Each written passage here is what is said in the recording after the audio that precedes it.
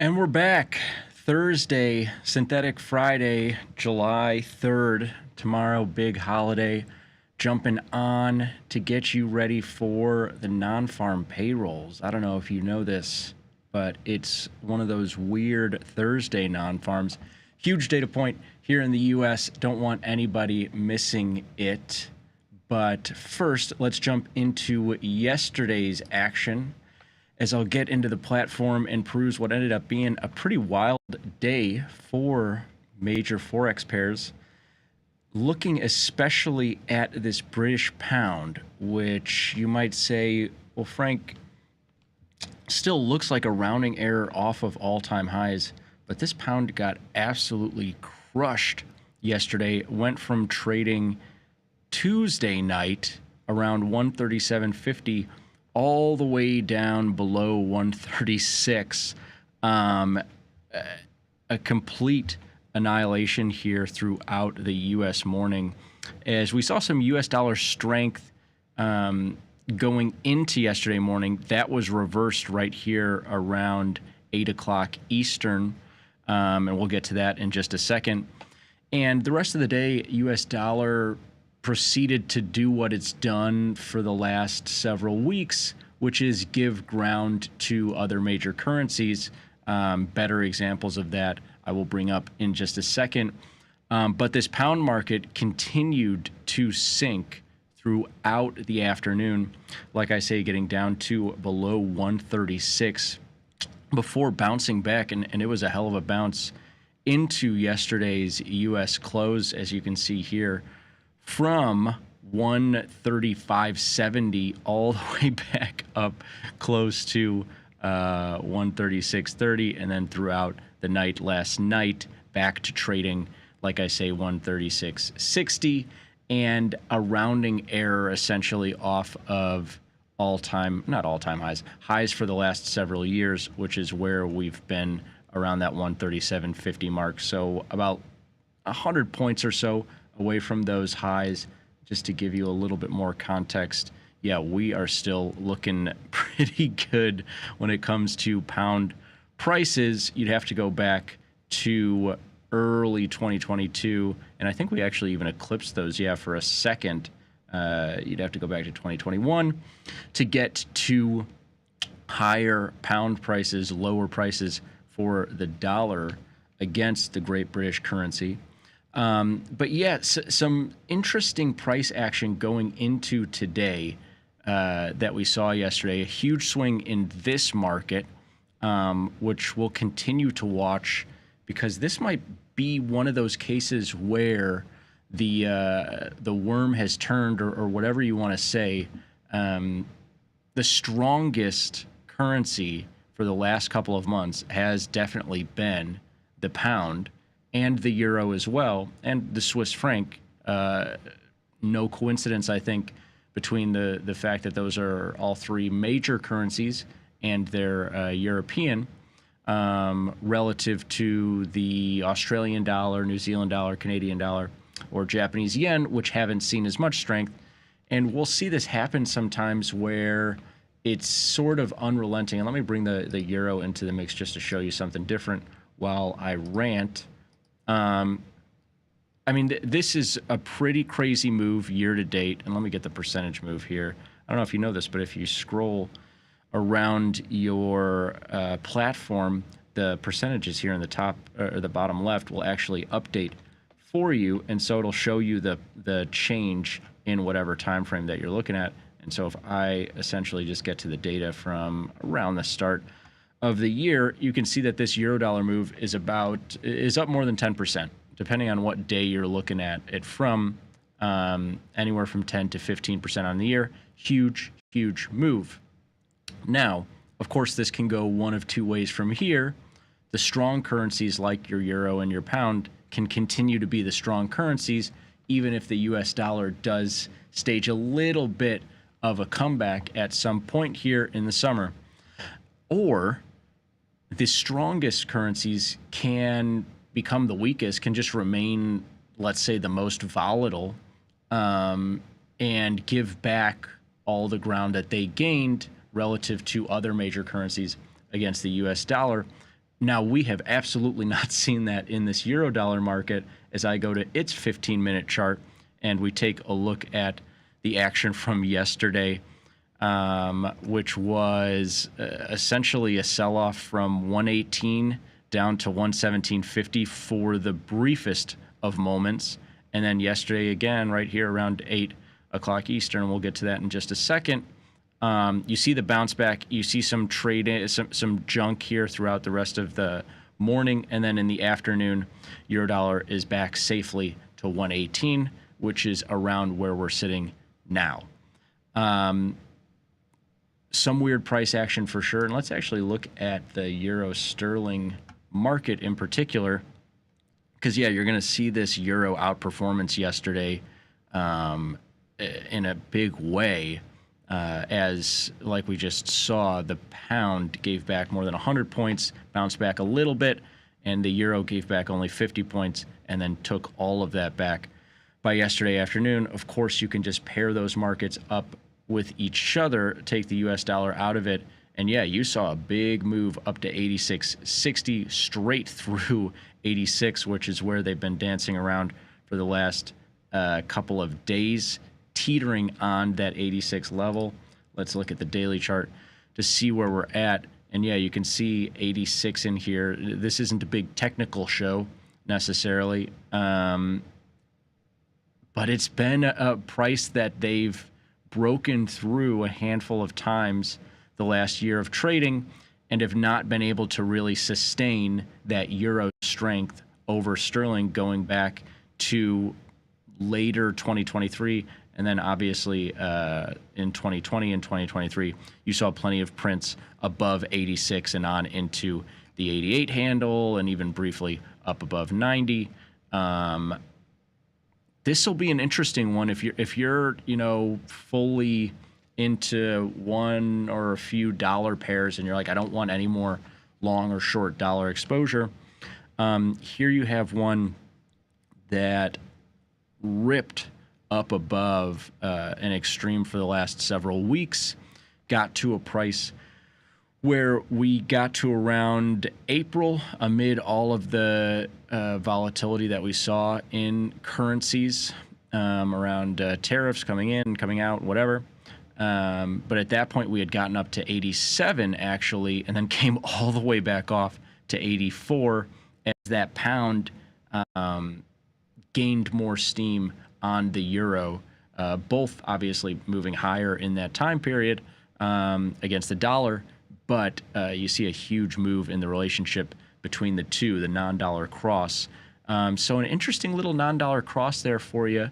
If you're looking into something like that, it might make sense to actually, I'll do it in just a second, because what I'm going to do is show you finally how different some of the price action was in the commodity currencies, which are, it looks like, struggling a little bit more here today. This is the daily chart. I do not want that.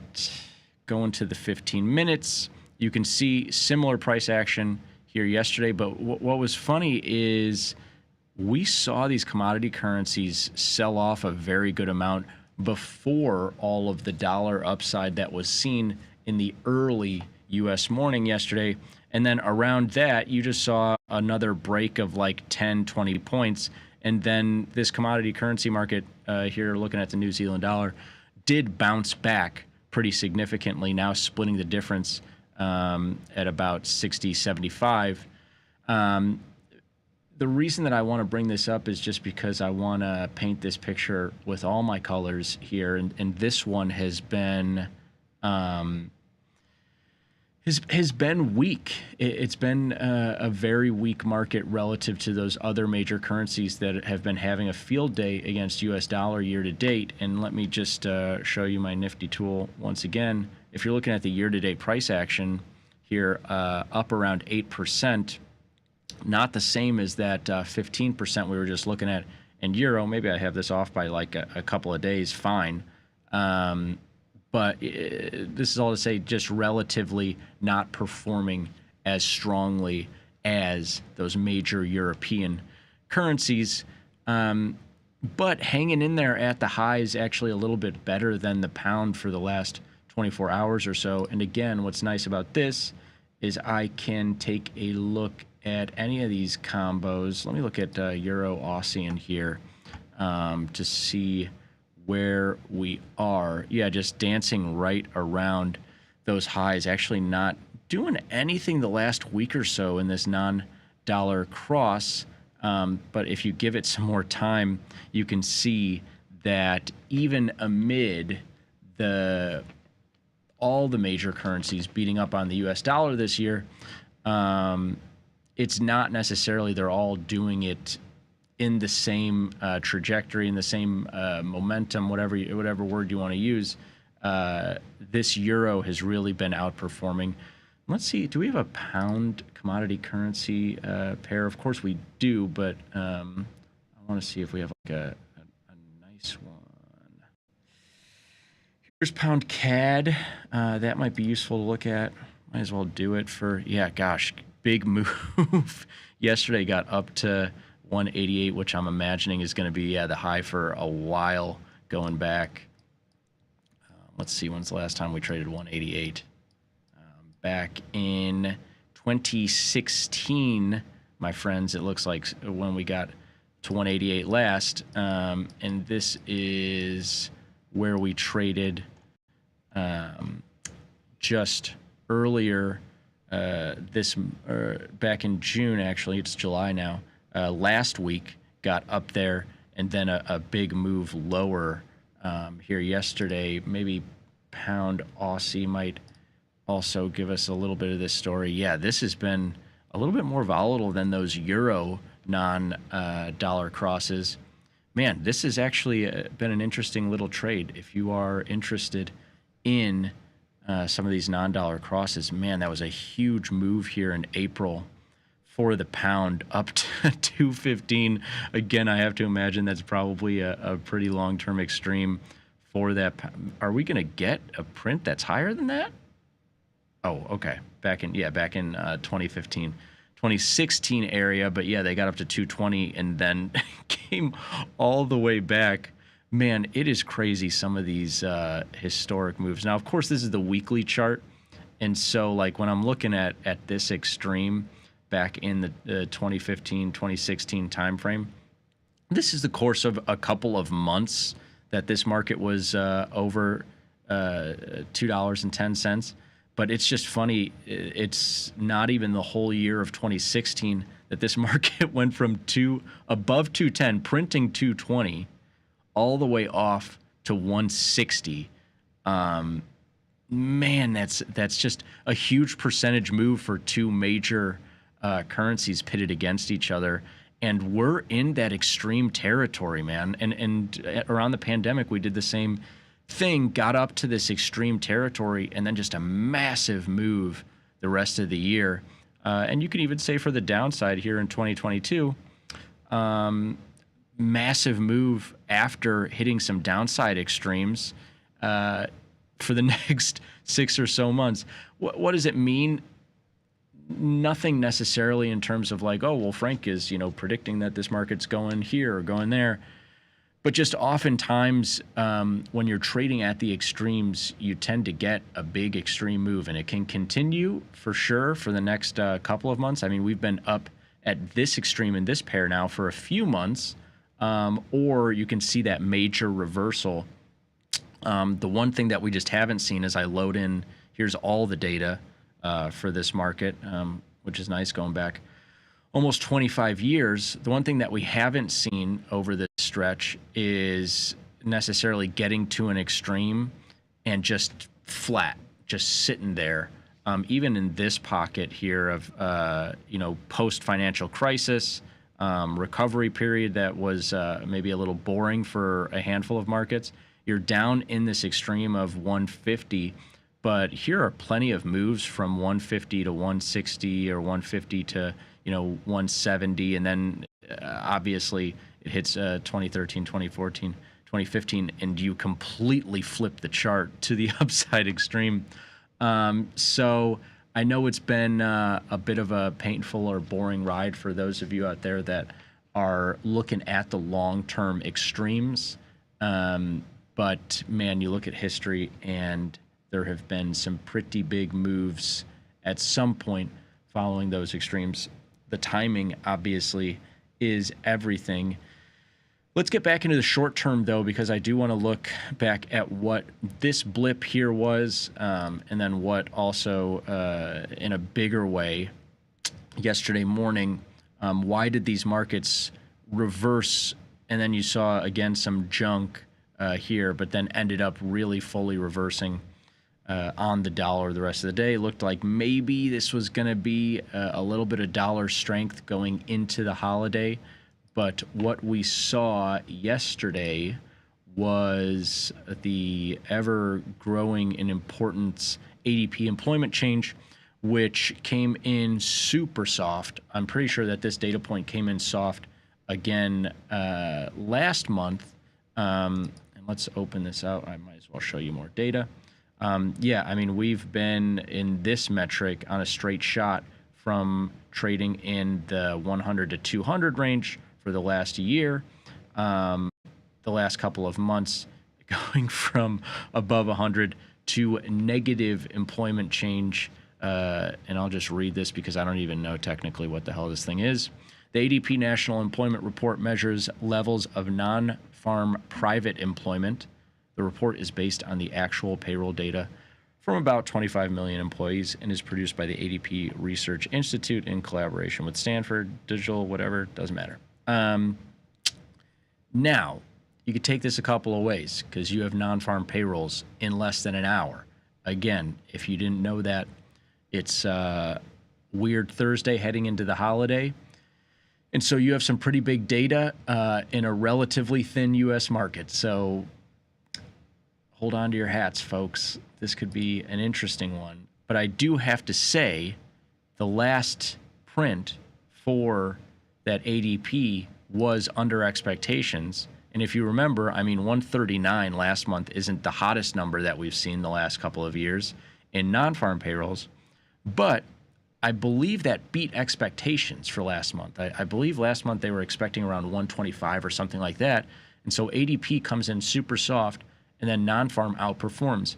I say this just to say the market obviously priced in a little bit of a lower non-farm number yesterday coming off the ADP number, but it didn't necessarily say, oh, ADP was bad, and so the non-farm is going to be really bad, or it has to be bad. Now, it can be bad, and you could see some further damage to that U.S. dollar, and you could see some further damage to interest rate expectations, and you can see those second and third tier movers like stocks and crypto and everything else move off of those in a less directly correlated way, which I wish I could tell you what that's going to be, but I don't know.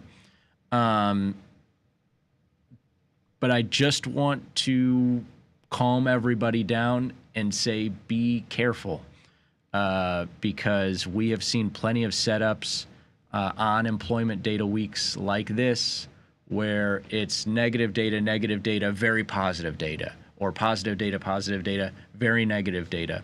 And the market ends up kind of whipsawing everybody around. So will be interesting to watch. Obviously, a big number here as everybody is trying to weigh interest rate expectations. And with that, I'll leave you with the FedWatch tool, trying to give you as many expectations, as many stuff to look at here as possible. And just, again, one last time, the non-farm expectation is 110. I would say the market, given yesterday's ADP, is probably pricing in a little bit lower than that. I think anything lower than maybe 95 or 90 would be a pretty big surprise and maybe shake up these markets. But anything really above, 110 or 120 would probably be a surprise the other way, given what we've seen this week. And what have we seen here in interest rate land? Well, I don't know. Yesterday I was looking at this, and I don't know if I'm surprised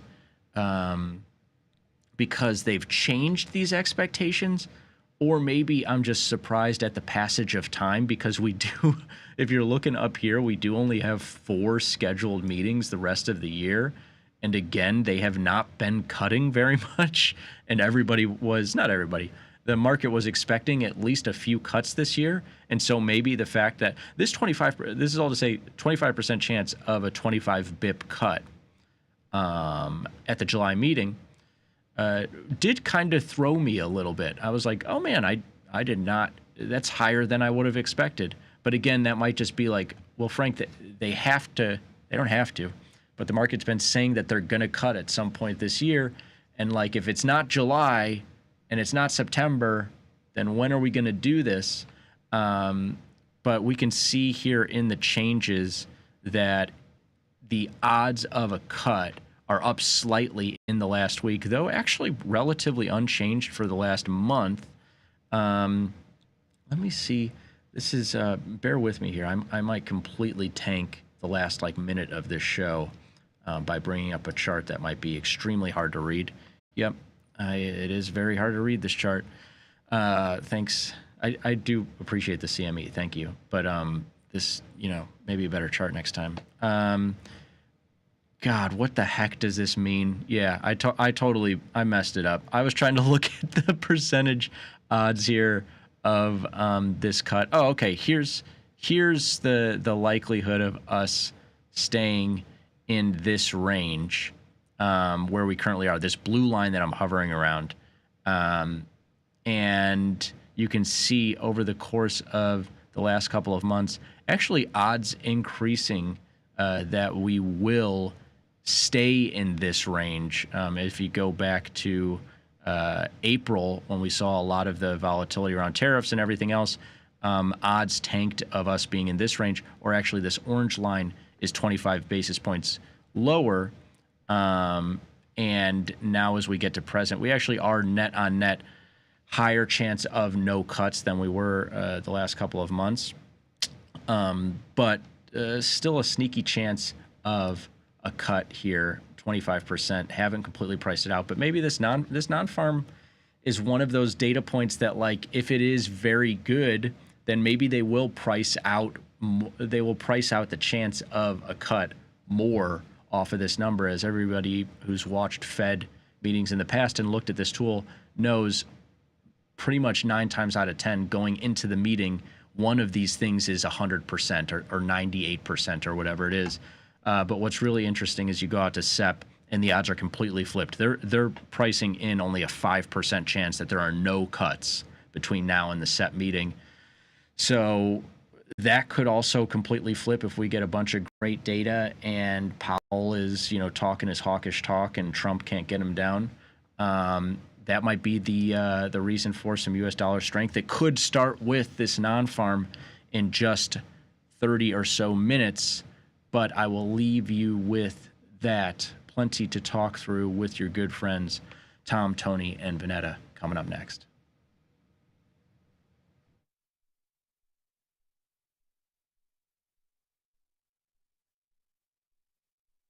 Global markets never sleep. Explore them with Forex, now available on tastytrade. Get in on over 80 Forex pairs, 24 hours a day, 5 days a week, with the Forex platform that adapts to your style and speed. FX marks the spot. Trade it on tastytrade.